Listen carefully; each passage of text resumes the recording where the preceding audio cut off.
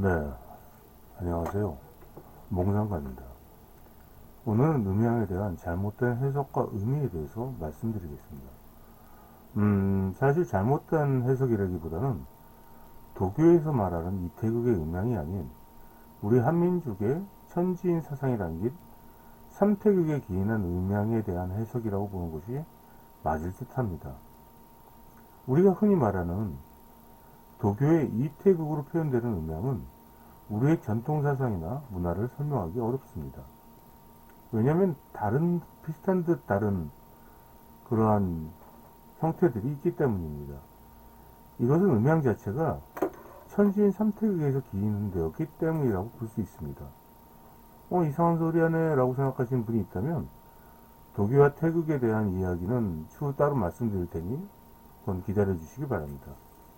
그럼 몽상가의 이야기를 시작하겠습니다. 그럼 여기서 어느 쪽이 양이고 어느 쪽이 음일까요? 첫 번째로 사람들이 잘못 알고 있는 것 중에 하나가 그 양을 짝수, 음을 홀수라고 생각하는 것입니다. 근데 사실 여기에서 13579 홀수가 양이고 이것이 양이고 2468 짝수가 음입니다. 1은 양을 대표하는 수로 양의 절대성을 지니고 2 역시 음을 대표하는 수로 음의 절대성을 지닙니다. 이렇듯 숫자 1과 2는 양과 음의 상징적인 절대성을 지니고 있으며 또한 양과 음은 각각 하늘과 땅을 의미하기도 합니다. 한 가지 여러분께 물어보고 싶은 것이 있는데 만일 1부터 9까지 숫자 중 하나를 선택한다고 그러면 어떤 숫자가 떠오르십니까? 아마도 저뿐만 아니라 대부분의 한국인들은 1에서 9까지의 숫자 중에 하나를 선택한다면 대부분 13579를 선택하는 분들이 많습니다. 아닌데 나는 짝수가 좋은데 라고 하시는 분이 계시다면 조상님 중에 중국인이나 한국인, 농담이고요. 숫자야 본인 취향이겠죠. 근데 대부분의 한국인들, 특히 1과 3과 5를 좋아하는 것은 아마도 본능적으로 홀수가 하나를 뜻하는 것이라는 걸 알고 있기 때문이 아닐까 합니다. 제가 학창시절, 더 어릴 때부터 배달의 민족이니 하늘민족이니 하는 말들을 들어왔으니 음양의 숫자적 의미에 대해서 모른다 하더라도 무의식적으로 새겨진 것이 머릿속에 새겨진 것이 아닐까 합니다. 혹시 만일 여러분 주변에서 왜 난 13579가 좋지? 하고 묻는 사람이 계시다면 넌 한국인이라서 그래 라고 말씀해 주시기 바랍니다. 근데 여기까지 들으시면 이런 의문이 생길 수도 있습니다. 그런데 제사 지낼 때는 홀수를 놓잖아. 홀수가 의미라서 그런 거 아니야? 라는 의심을 하실 수가 있는데 결론적으로 말씀드리면 아닙니다. 홀수와 양이 맞습니다. 그리고 그에 대한 제사에 대한 거나 장례에 대한 이야기는 지금 이야기하면 시간이 너무 방대해질 테니 그건 나중에 추후 다시 말씀드리도록 하겠습니다. 이것도 좀 참아주시고요.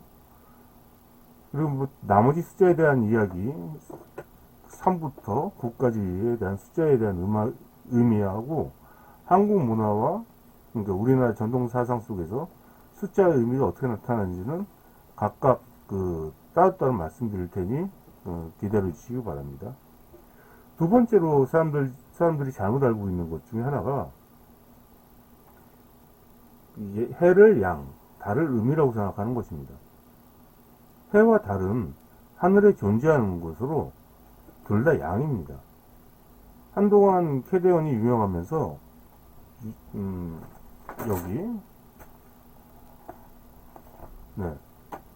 여기 1월 오봉도가 유명해졌죠. 옛날에는 1월 오학도라고 불렀는데 아무튼 외국인들 중에서도 이 1월 오봉도를 음양오행으로 설명하는 분들이 많습니다. 근데 그건 잘못된 해석이죠. 음양도 아니고 오행도 아닙니다. 하물며 조선은 유교 국가이니 유교의 상징인 임금의 뒷자리에 도교의 가르침을 놓고 둔다는 건 말이 안 되는 거죠. 그럼 여기서 해와 달의 의미가 무엇일까요?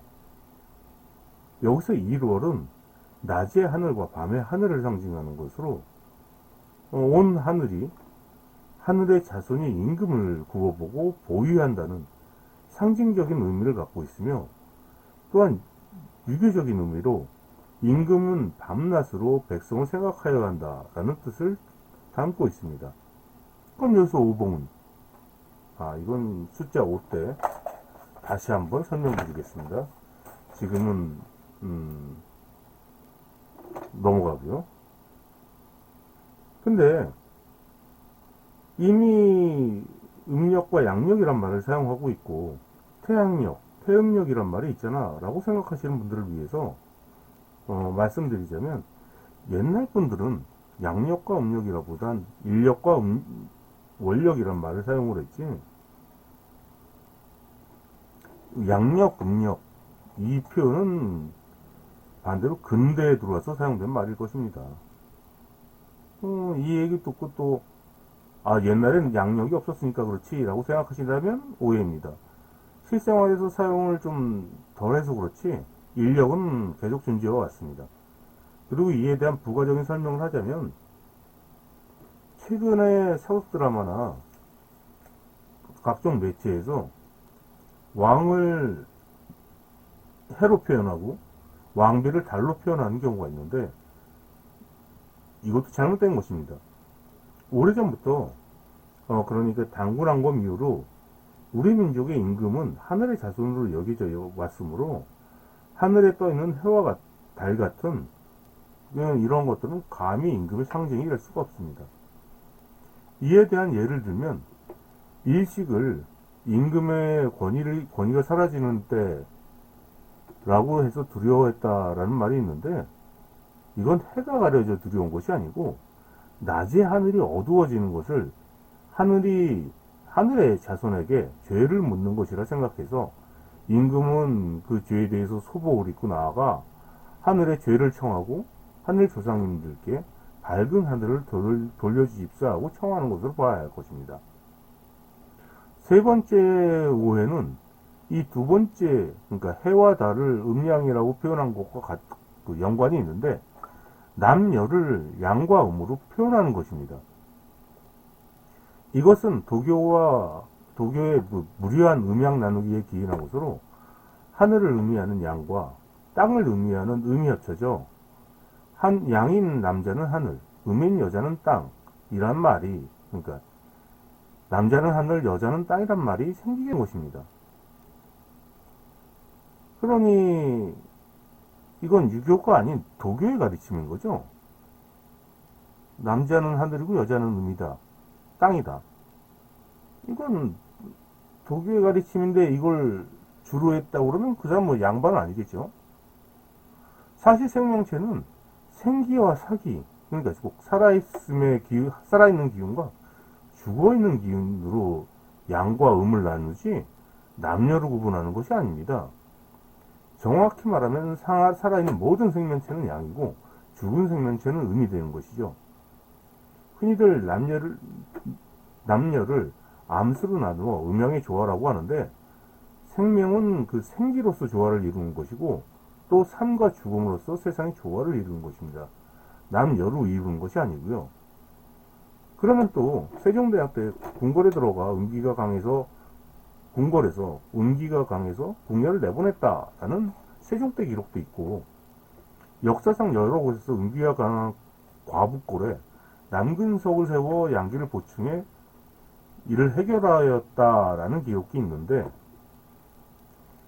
이에 대한 이야기를 하자면, 세종대왕 자신께서 궁녀들을 불쌍히 여기셔가지고 임금이 궁에서 내보내시며 적절한 말을 찾으셨던 것이고, 그렇잖아요. 의미가 내보내실 의미가 좀 애매했을 테니까.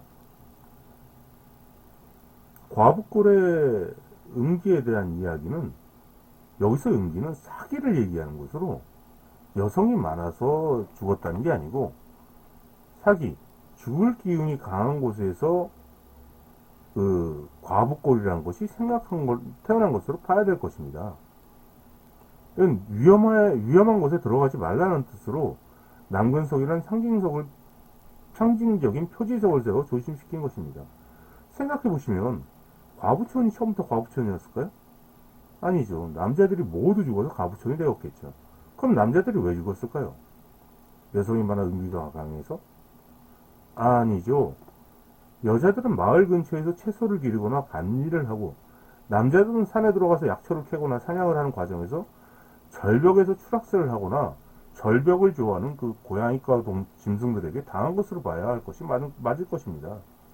말 그대로 살기가 많은 곳, 계곡이나 절벽 등 위험한 곳 말이죠.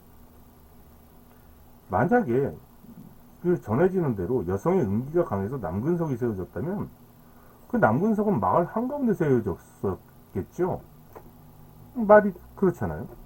근데 실제로 남근석이 세워진 곳은 대부분 산속 깊이 들어가는 계곡 초입에 세워진 것들이 많습니다. 이곳은 짐승이 많고 계곡으로 들어가 위험하니 조심하라 라는 의미로 눈에 잘 띄고 글을 몰라도 쉽게 이해할 수 있는 형상으로 이 남근석을 선택하는 게 아닐까 생각이 듭니다. 끝으로 음양에 대한 이런 오류가 나타난 이유에 말씀드리자면, 임진왜란 이후, 그러니까 조선 중기 이후에 나타난 가짜 양반들과 몰락한 양반과의 결혼 이후에 생겨난 사회적, 정신적 열등감, 그리고 또 근대화를 통한 일본의 철학적인 좀 무지와 서양의 역사와 사상이 결합되면서 남녀를 음양으로 구분하는 오해를 만들었다고 볼 수 있습니다. 서양에서는 그렇잖아요. 하늘의 신과 대지의 여신, 남자는 양, 여자는 이러한 사상들이 좀 더 쉽게 다가왔겠죠. 그리고 일본은 사실 음양에 대해서 잘 모르는 나라입니다. 지금이야 뭐 자기들이 뭐 무당을 뭐 음양사라고 부르고 음양에 대해서 잘 아는 식으로 얘기를 하지만, 다 그런 음양의 하위적인 개념들, 가장 저 밑에 있는 하위적인 개념들만 음양이라는, 그러니까 남자는 양, 여자는 음이니 음양의 조화를 이루어야 된다라는 이상한 소리들을 하고 있는 거죠.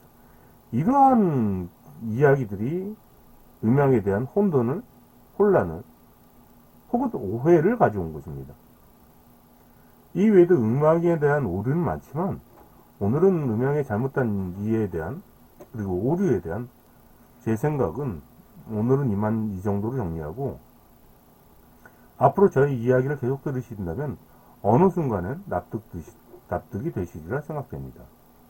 그리고 구독이나 질문하실 경우는 우선 필독 몽상가 편을 보아주시기 바랍니다. 거기에 따라 내용 그걸 먼저 보시고 이야기를 진행해 주시기 바라겠습니다. 그럼 다음에 뵙겠습니다. 감사합니다.